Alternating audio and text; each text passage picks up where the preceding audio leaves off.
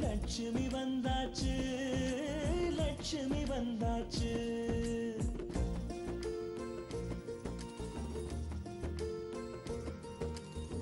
சொந்தமெல்லாம் தோரணமாய் மேளம் கொட்டி வரவேற்க லட்சுமி வந்தாச்சு, லட்சுமி வந்தாச்சு.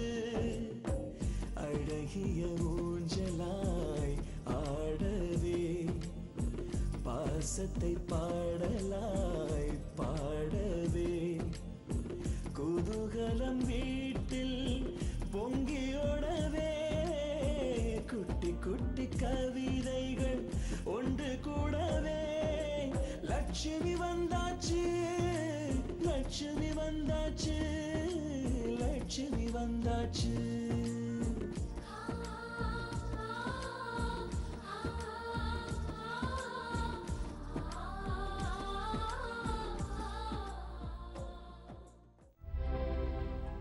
தேனு இந்தா கரெக்டா பாதி பால் வச்சிருக்கமா, இது உனக்கு தான். குடிமா தேனு.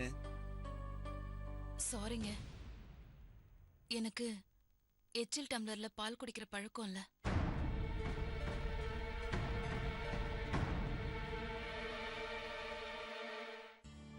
சாரி, என்னால தானே உனக்கு ஃபிட்ஸ் வந்துச்சு. மொத்த டென்ஷனையும் உன் மேல ஏத்திட்டேன். அதுக்கு நான் மறுபடியும் சாரி கேட்டுக்கிறேன். நீங்க என்கிட்ட சாரி கேக்குறீங்க? நான் தான் உங்ககிட்ட சாரி கேட்கணும். அம்மா அப்பா அண்ணன் தம்பியை பார்க்க ஆசாசியா போனீங்க, நடுவுல வந்து எல்லாத்தையும் கெடுத்துட்டேன்.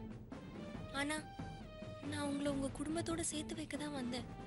பட் திடீர்னு இப்படி ஆகும்னு நான் கொஞ்சம் கூட எதிர்பார்க்கல. நான் கூட என் குடும்பத்தை பார்க்கணும்னு தான் போனேன். ஆனா என்னை எங்க அம்மா பார்த்த உடனே அவங்க அப்படி எமோஷனல் ஆவாங்கன்னு நான் கொஞ்சம் கூட எதிர்பார்க்கவே இல்லை. இதுக்கு மேலேயும் அங்க இருந்தா எங்க அண்ணனோட கல்யாணம் நின்னு போயிடுமோன்னு பயம் வந்துருச்சு. தெய்வம் மாதிரி எங்க வீட்டுக்கு வந்திருக்கிற அண்ணியால நடக்கிற கல்யாணம் இது. அது மட்டும் இல்ல, ஏற்கனவே என்னால என் குடும்பம் பாதிக்கப்பட்டிருக்கு. மறுபடியும் அது நடக்க கூடாதுன்னு நினைச்சுதான் நான் அங்க இருந்து கிளம்பி வந்தேன். இல்ல, எனக்கு ஃபிட்ஸ் வரலன்னா அட்லீஸ்ட் உங்க அண்ணியாவது நீங்க பார்த்திருப்பீங்க. எல்லாத்தையும் நான் தான் கெடுத்துட்டேன். உங்க குடும்பத்தோட உங்களை சேர விடாம தடுத்த பாவி நான் தான்.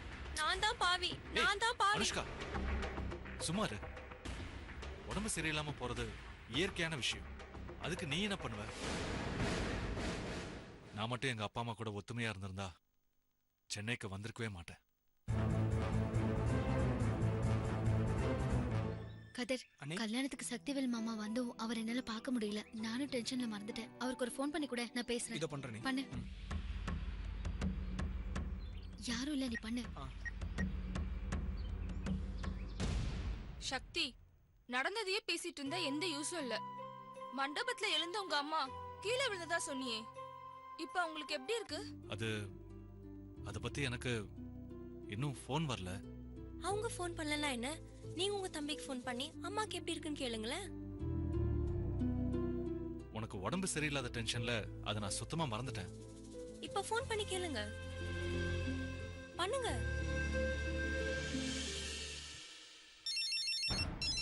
கதிரே போன் பண்றான். பேசுங்க. கதிர் சொல்றா. மண்டபத்துக்கு வந்துட்டு திடீர்னு எங்கன போயிட்டீங்க? டேய், நான் மண்டபத்துல அம்மாவை பார்த்தேன்டா.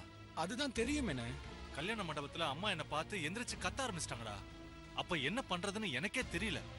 நாங்க வந்தது அப்பாக்கும் அண்ணனுங்களுக்கும் தெரியக்கூடாதுன்னு சொல்லிதான் நான் அங்க இருந்து கிளம்பிட்டேன். திடீர்னு அனுஷ்காவுக்கு நெஞ்சு வலி வந்து ஃபிட்ஸ் வர ஆரம்பிச்சதுடா. அதனால அனுஷ்காவை கூட்டிட்டு ஹாஸ்பிட்டலுக்கு போனேன். அதுக்கப்புறம் அங்க வரலான்னு தான் பார்த்தேன். ஆனா அங்க வந்தா மறுபடியும் அம்மாவுக்கு ஏதாவது ஆகி கல்யாணம் நின்னு போயிடுமோன்னு பயந்துட்டேன்டா. போங்கண்ணே, உங்களை அண்ணி பார்க்க எவ்வளவு ஆர்வமா இருந்தாங்க தெரியுமா? வேற வழி தெரியலடா. அதான் கிளம்பி வந்துட்டேன். சரிண்ணே, அண்ணி பக்கத்துல தான் இருக்காங்க, அவங்க கிட்ட பேசுறியா? ஏய், அவங்கள நேர்ல தான் பார்க்க முடியல, வாய்ஸையாவது கேட்டுக்கிறேனே. முதல்ல போன் அவங்க கிட்ட கொடு. நானும் உங்ககிட்ட எத்தனையோ தடவை அவங்க போட்டோவை அனுப்ப சொன்னேன், நீயும் அனுப்பல. நான் அவங்க கிட்டயே கேட்டு போட்டோவை அனுப்ப சொல்றேன். முதல்ல போனை கொடு. இதை கொடுக்குறேண்ணே.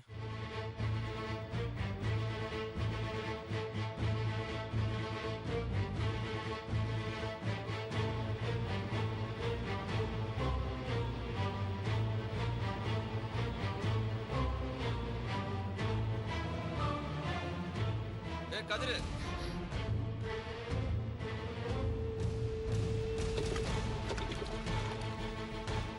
கதிர், ஹலோ.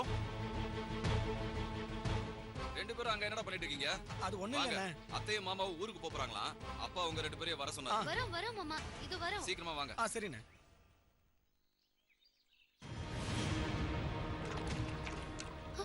ஐயோ, என்னடா போன் உள்ள விழுந்துருச்சு? என்ன கதிரே? சரி வா.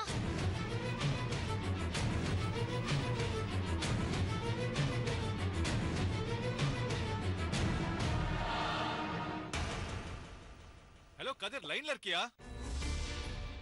என்னாச்சு? என்னமோ தெரியல, பேசிட்டு இருக்கும்போது ஸ்விட்ச் ஆஃப்னு வருது. சார்ஜ் இல்லாம ஆஃப் ஆயிருக்கும்.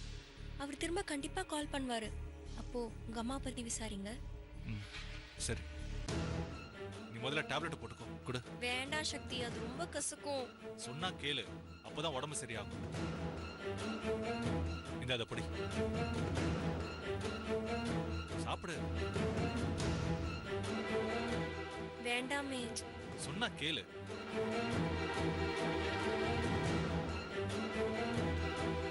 சரி, ரெஸ்ட் எடு.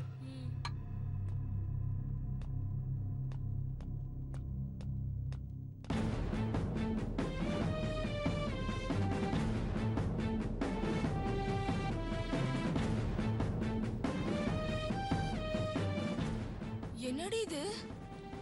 அவன் அடைய எப்படிலாம் நடிக்க வேண்டியதா இருக்கு பாரு.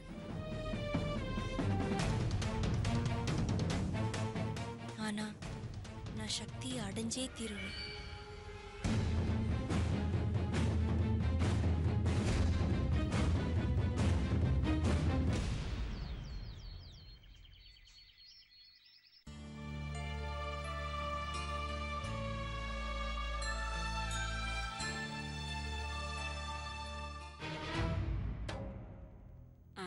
தேனு, என்னம்மா? இங்க கொஞ்சம் வாமா. என்னம்மா? ஒரு முக்கியமான விஷயம். என்ன சொல்லு? ரகசியமா.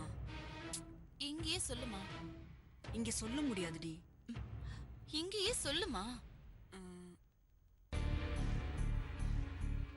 அத்தை இருக்காங்கன்னு நினைக்கிறியா? அவங்களுக்கு ஒண்ணும் புரியாது, நீ சொல்லு.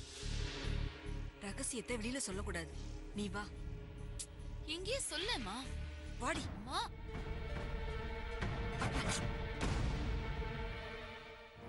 அம்மா, வா தேனு, வா. என்னம்மா? வா பேசாம வான்னு சொல்றேன்ல.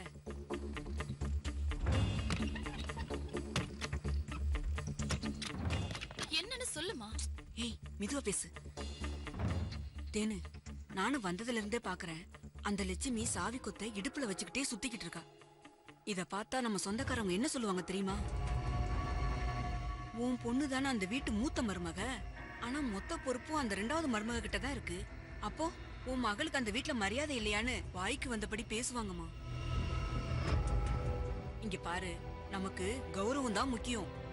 எப்பவும் உன் முக்கியத்துவத்தை விட்டு கொடுக்க கூடாது. அம்மா, இன்னைக்கு தானம்மா நான் இந்த வீட்டுக்கு வந்திருக்கேன். இத்தனை நாள மூத்த மருமக இல்லங்கிறதுனால பொறுப்பை லக்ஷ்மி கிட்ட கொடுத்திருப்பாங்க. என் மாமனார் ஊருக்கே நியாயம் சொல்ற நாட்டாம. அப்படி இருக்கிறவரு வீட்டுக்கு வந்த மூத்த மருமகளை விட்டு கொடுத்துருவாரா? அவரே என்ன கூப்பிட்டு லக்ஷ்மி கிட்ட இருந்து சாவி கொத்த வாங்கி என் கையில கொடுப்பாரு. ஏமா, கொடுப்பாருல? கொடுப்பாருமா. இங்க பாரு, நீ கண்டிப்பா கொடுக்க வைக்கணும்.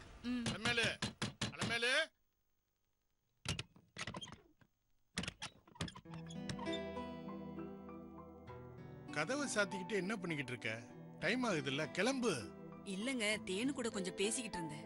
பக்கத்துல தானே இருக்கோம், இன்னொரு நாள் வந்து பேசிக்கலாம், வா. சரிங்க, நீங்க போங்க, நான் வரேன்.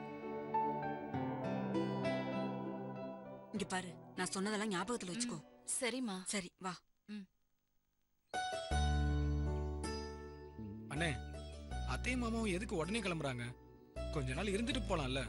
மாமாவும் அத்தையும் இருந்துட்டு போக சொல்லுங்கண்ணே. ஊருக்கு போயிட்டு ஒரு வாரம் கழிச்சு வரதா சொல்றாங்க. இல்லண்ணே, இன்னும் 2-3 நாள் மாமாவும் அத்தையும் இருந்துட்டு போக சொல்லுங்கண்ணே. சொல்லி பாக்குறேன். கதிர் கிளம்பிட்டாங்களா அத்தையும் மாமாவும்? கிளம்பிட்டு இருக்காங்க நீ. இதோ வந்துட்டாங்க. வராங்க. கொடுங்கப்பா. சம்பந்தி. சம்பந்தி, அப்ப நாங்க ஊருக்கு கிளம்புறோம். சரிங்க சம்பந்தி. போறதுக்கு முன்னாடி சில விஷயங்கள் பேச வேண்டியது இருக்கு. சொல்லுங்க. அம்மா லட்சுமி, சொல்லுங்கப்பா. இந்த வீட்டை பொறுத்த வரைக்கும் என் பொண்ணுக்கு மாமியார் ஓரகத்தி எல்லாமே நீதான். நீ இருக்கிற நம்பிக்கையில தான் என் பொண்ணை இங்க விட்டுட்டு போறேன். மாப்பிள, சொல்லுங்க மாமா. தப்பா நினைச்சுக்காதீங்க. என் பொண்ணை ரொம்ப ஆசையா வளர்த்துட்டேன். என் பொண்ணுக்கு வயசாயிடுச்சுன்னு நீங்க நினைக்கலாம். அதுக்கு காரணம் நான் தான் மாப்பிள. கல்யாணம் பண்ணி வேற வீட்டுக்கு போயிடுவாளோ, அவளை பிரிஞ்சு எப்படி இருக்கிறதுன்னு நான் நினைச்சிட்டேன்.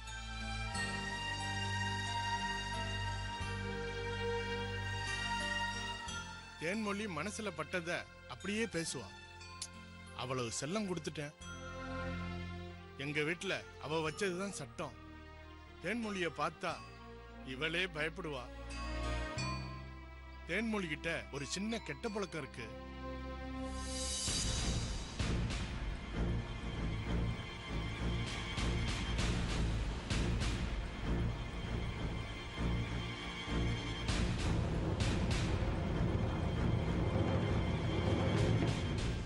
அப்படி என்னப்பா கெட்ட பழக்கம்?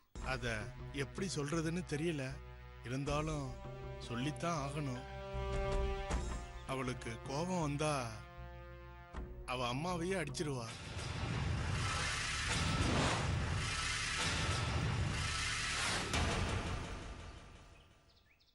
ஏன், நானும் அடி வாங்கியிருக்கேன்.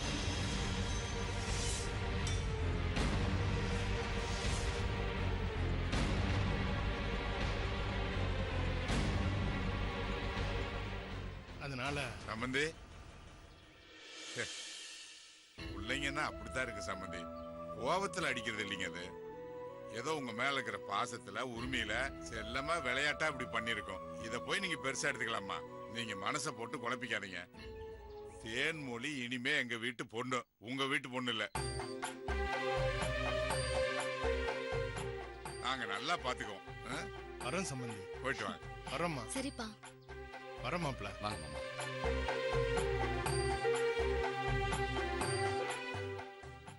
சம்பந்தி அம்மா, என் பொண்ணை ஆசீர்வாதம் பண்ணிட்டீங்க. என் பொண்ணை உங்க பொண்ணு மாதிரி பாத்துக்கணும்.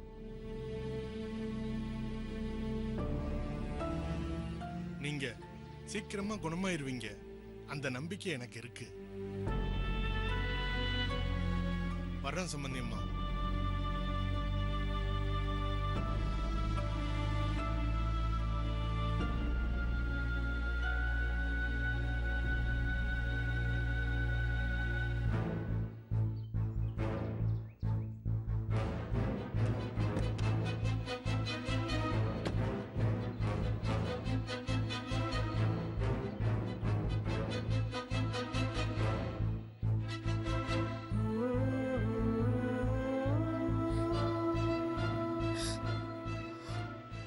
தேனு, ஏமா அலற?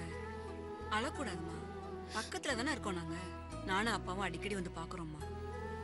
அவங்க என்ன சொன்னாலும் புரிஞ்சு நடந்துக்கோ. மாப்பிள்ள மனசு கோணாம நடந்துக்கணும். உன்னை பாத்துக்க மாமா எல்லாரும் இந்த வீட்டுல இருக்காங்க.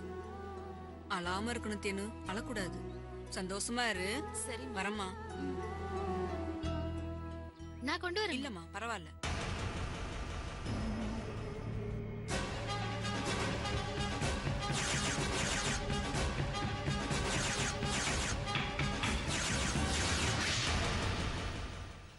வரேன் தம்பி. வாங்க. வரேன்ப்பா. வாங்க அத்தை. போயிட்டு வரேன் மாப்பிள்ள. வாங்க அத்தை. சம்மந்தி வரேன். போயிட்டு வாங்க சம்பந்தி.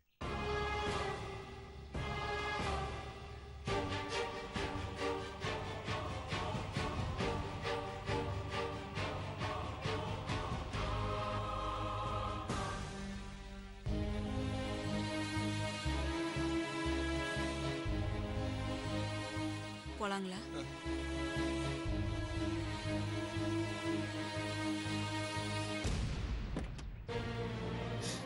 அப்பா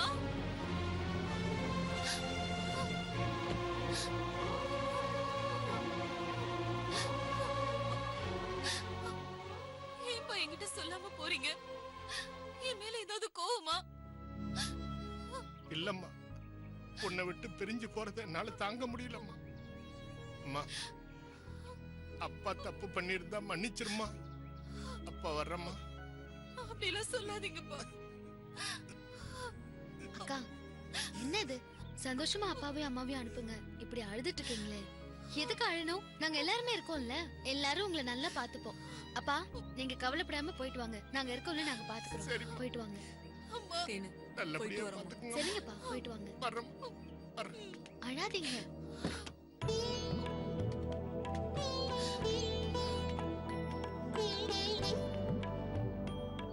அப்பா வீட்டுக்கு போனது ஃபோன் பண்ணுங்கப்பா. சரிம்மா, போயிட்டு வரோம் தேனு.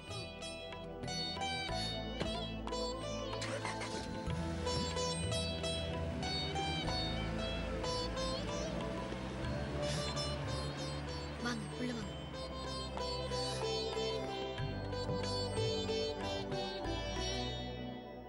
பொண்ணை பெத்து இத்தனை வருஷம் வளர்த்துட்டு கல்யாணம் பண்ணி கொடுத்துட்டா அவளுக்கு நமக்கும் உள்ள உறவு முடிஞ்சிருச்சா என்ன? அவ புருஷன் வீட்டுக்கு மட்டும்தான் சொந்தமா? இந்த பழக்கம்லாம் எப்படி வந்ததுன்னே தெரியல. எவன் கண்டுபிடிச்ச அந்த கல்யாண கன்றாவி எல்லாம்?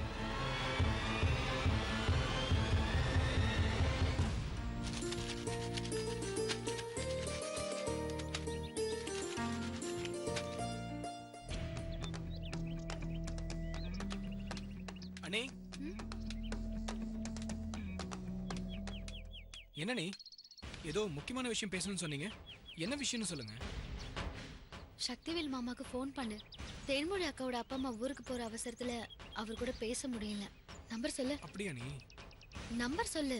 அண்ணன் நம்பர் எனக்கு தெரியாதே. தெரியாதா? ஆமா நீ, சக்திவேல் அண்ணன் கிட்ட பேசிட்டு இருந்த மொபைல்ல தான் எல்லா நம்பரும் இருக்கு. அதான் கிணத்துல விழுந்துச்சே. அவர் நம்பர் எனக்கு சுத்தமா ஞாபகம் இல்ல. நீ என்னடா முக்கியமான நம்பர் இது ஞாபகத்துல வச்சுக்க மாட்டியா? எப்போ இந்த செல்போன் வந்துச்சோ எல்லாமே போச்சு. கல்யாணத்துல சக்திவேல் மாமாவை பார்க்கலன்னு பார்த்தா ஏதாவது ஒரு தடங்கள் வந்துகிட்டே இருந்தது. போன்லயாவது பேசலான்னா அதுக்கும் தடங்கள். நம்ம போன்ல பேசுற நேரம் பார்த்து பெரிய அண்ணங்க வந்துட்டாரு. அந்த பதட்டத்துல தான். சரி, சக்திவேல் மாமா கல்யாண மண்டபத்துக்கு வந்தாருல, அதைய பார்த்தாரா இல்லையா? மண்டபத்துல அம்மா வீல் சேர்ல உட்கார்ந்து இருந்ததை அண்ணன் பார்த்தாரு. நீ அம்மாவும் அண்ணனை பார்த்திருக்காங்க தெரியுமா? பார்த்த உடனே அம்மா கத்த ஆரம்பிச்சிருக்காங்க. பயந்து போன அண்ணன் தன்னால கல்யாணம் நின்னு போயிடக்கூடாதுன்னு போயிட்டாரு. நீ அப்போ அத்தைக்கு சக்திவேல் மாமாவை பார்த்தா இப்பவும் கோவம் வருதுடா. அதனாலதான் இத்தனை வருஷமா வீல் சேர்ல இருந்து எந்திரிக்காதவங்க அன்னைக்கு சக்திவேல் மாமாவை பார்த்த உடனே எந்திரிச்சிருக்காங்க. ஏதோ இருக்குடா. என்ன நீ சொல்றீங்க? தங்கம் இறந்து போனதை அவங்களால ஏத்துக்க முடியல. தன்னோட உணர்ச்சிகளை வெளிப்படுத்தாம மனசுக்குள்ளேயே போட்டு போட்டு வச்சதுனாலதான் இப்படி ஆயிருக்காங்கன்னு நினைக்கிறேன். சக்திவேல் மாமா வந்து அத்தைய பார்த்தாருன்னா அத்தை கண்டிப்பா குணமாயிடுவாங்கன்னு தோணுது கதிர்.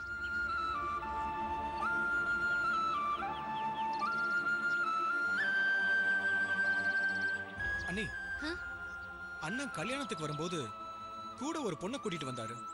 பொண்ணா? ஆமா நீ, கல்யாண அவசரத்துல நான் சொல்ல மறந்துட்டேன். மண்டபத்துக்கு பின்னாடி நான் சொன்ன மாதிரி அண்ணன் அங்க இருந்தாரு. அந்த பொண்ணுக்கு திடீர்னு ஃபிக்ஸ் வந்துருச்சா நீ? அதான் அண்ணன் பயந்து போய் ஹாஸ்பிட்டல் கூட்டிட்டு போயிட்டாரு. அதனாலதான் அன்னைக்கு அவரை பார்க்க முடியலையா? கதிர்,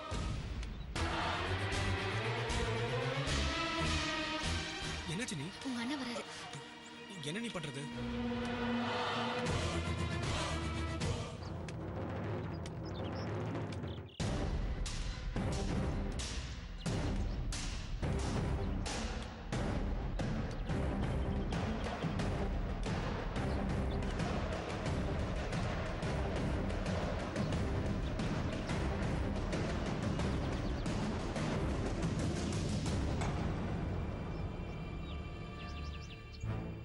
என்ன என்ன பார்த்த உடனே பேய் அரைஞ்ச மாதிரி நிக்கிறீங்க?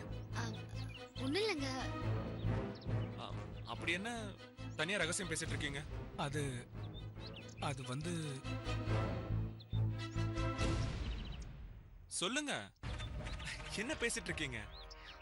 ஒண்ணும் இல்லைங்க.